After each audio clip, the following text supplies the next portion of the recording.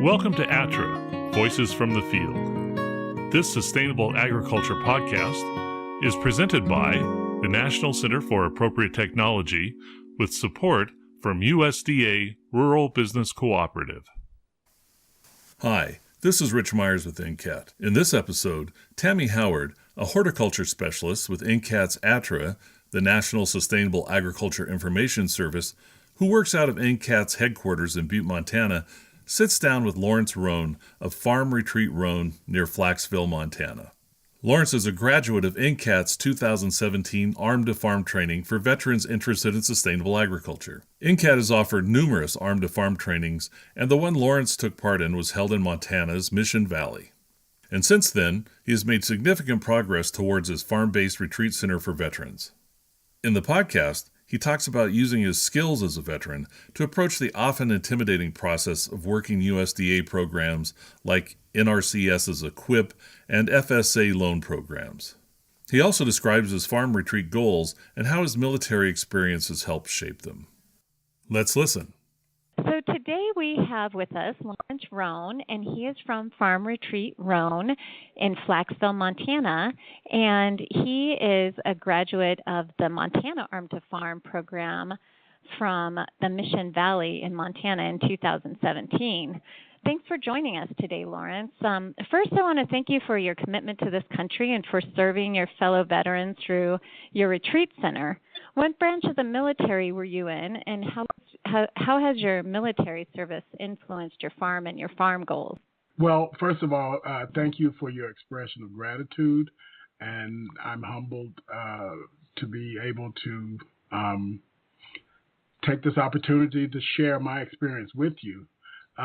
My military background, I was in the U.S. Army, so I'm an Army DAV, disabled veteran, and my military background is the foundation for, most everything I've done, because I entered the military at a quite young age. I was 17 years old. So, it's been incremental or essential to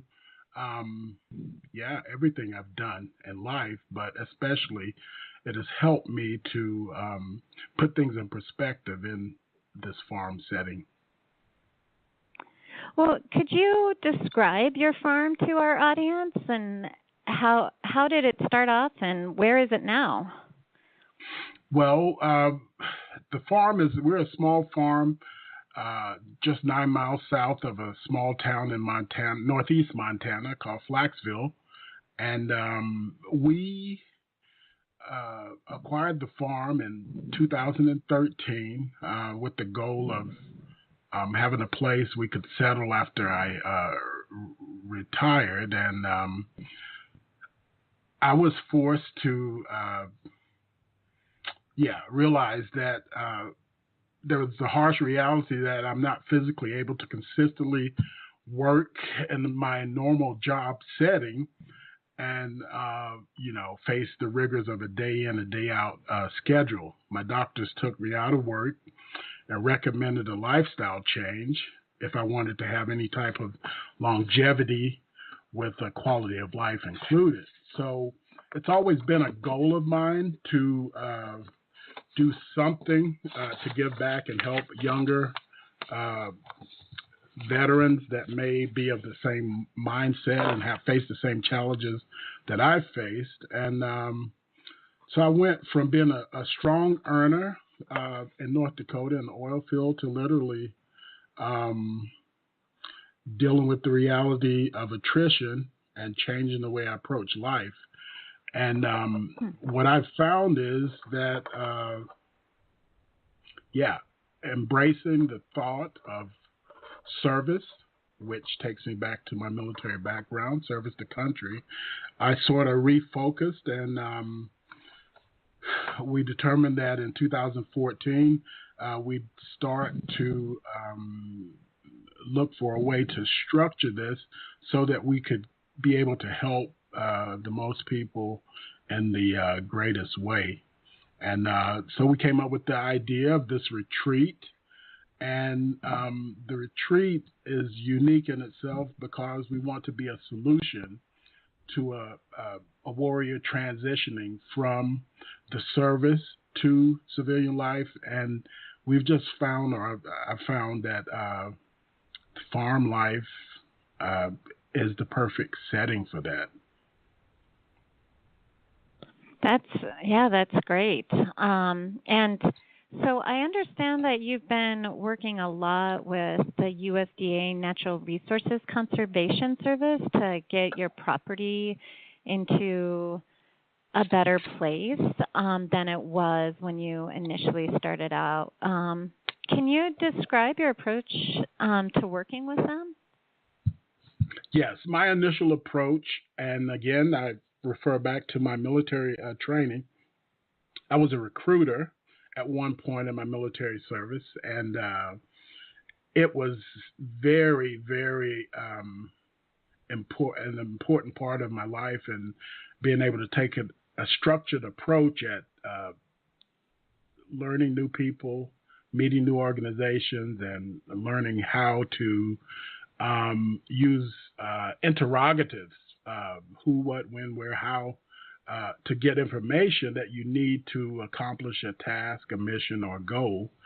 And that's basically what I did. I knew that I was faced with the fact, number one, that I wouldn't be the strong earner that I was anymore, so I didn't have the financial resources to do what it is we wanted to do, and that I would need help doing that.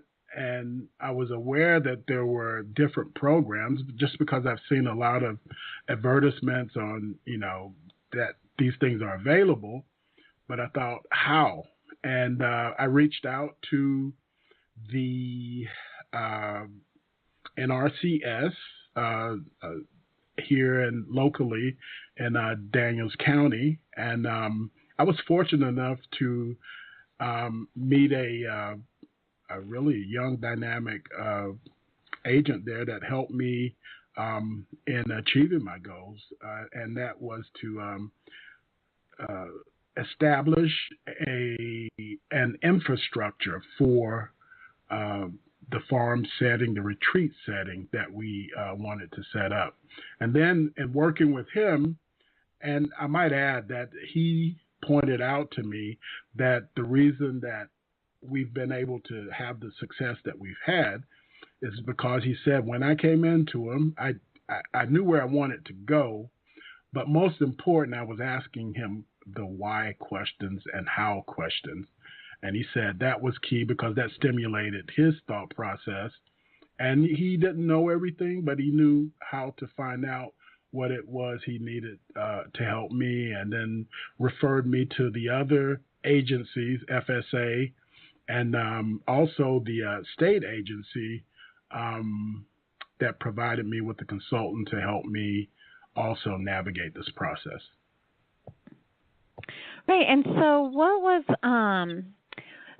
was that goal, Lawrence? I think you've mentioned in the past that you wanted to better the landscape and plant a lot of trees. So where did that goal come from? Okay, so the basic approach was that we wanted to establish an environment that was conducive to healing, that a person could come into this setting and it have a healing effect on you by the conservation efforts that we have put in place. And the NRCS was the perfect place to go. And what we did was looked at the farm that we had that had a lot of, it's your typical Montana farm that has been, it wasn't abandoned, but it just had been gone empty for a number of years. So it was overgrown, had lots of old farm equipment, had lots of, it just wasn't a place where you would think that we've now planted in excess of 1,200 trees, and we've provided those trees with irrigation. We've rejuvenated and pruned and brought back the old tree stand that was here, and we've just created a strong infrastructure for nature here to be able to thrive. And then what that does is it also allows for an individual to come into the setting and do the same.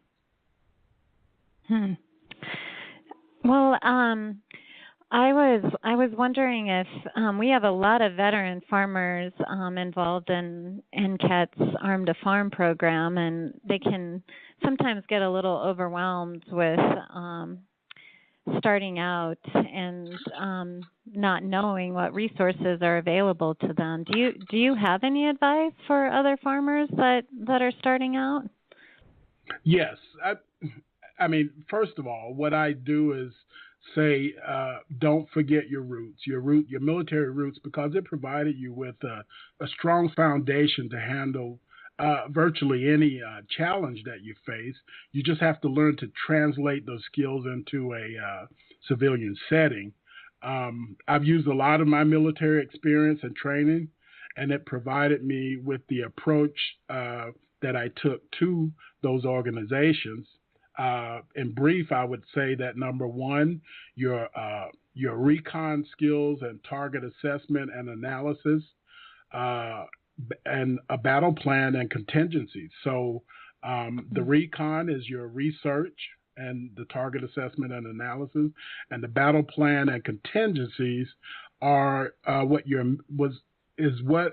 will be your mission or your project planning.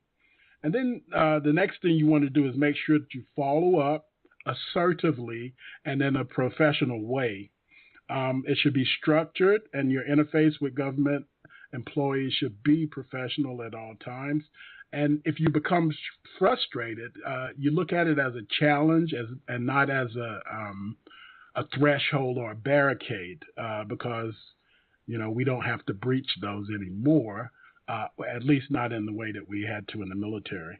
And then the last thing I would say, help the organizations help you by having a plan of action for achieving set goals. So you don't want to go in and not have an idea of what you want. You want to understand the goal setting process and how that works, understand what your capacity is and what your potential is, and where you want to go with that. And I tell you what, the Arm to Farm project provides you with so many tools for your toolbox to do all of the aforementioned that I'm really pleasantly surprised that a program like Arm to Farm is so comprehensive and provides you with so many tools. Oh, well, thanks, Lawrence, and I just love the military analogy. That's where you're helping us out. Well, where's your farm now in terms of your goals? Where would you describe yourself or your farm retreat round? We are. If I take you to we implemented a phased concept in our approach, and in that phased concept, we have a foundation, and then we have a cornerstone, and then it's the journey. But what I'll tell you is that we started our journey in October 2013, and we began it by setting our goals. We've had to modify those goals several times, and we'll likely have to do so in the future. But our primary train of thought is failure is not an option. Well, that's military mindset there as well. And then we're currently in phase 3 of a 4-phase plan. Phase 1 was the acquiring of the farm. Phase 2 was establishing the infrastructure of the retreat. Phase 3 is the completion of the warrior transition solution activities. And solution activities are what we'll provide suggestions we'll provide to the warrior, as in we have a blacksmith shop, we'll have a metal shop, a wood shop. We'll teach such skills as how to drive a semi or a tractor trailer, how to navigate with a trailer. That's a big thing. How to farm and understand how to work with the federal organizations. How to work cows. How to shear sheep. I mean, just helping them think outside the box of how to transition and find their niche in this type of setting. And then, finally, we plan to complete phase 3 by the end of 2019, and finishing phase 4 is the completion of our cabin construction and opening for service to our warriors by the summer of 2020. Well, you're well on your way so far. Yeah. It's a grind, though. I can't. I got to tell you that it is a challenge, and it's a challenge, and it is not without I would say letdowns. But what I'd say is you need to, if you put service at the foundation of what you're doing, serve your community, and then your community in turn will serve you, because they'll help you get to where you need to get to.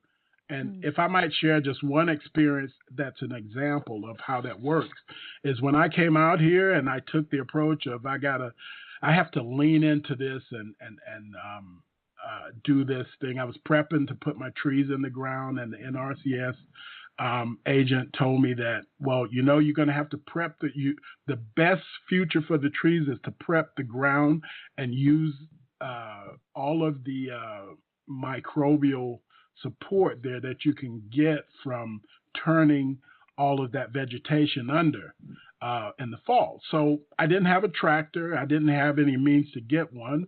But I did have a pickup truck, and on the farm I found an old, I guess what you would call a cultivator with metal prongs on it.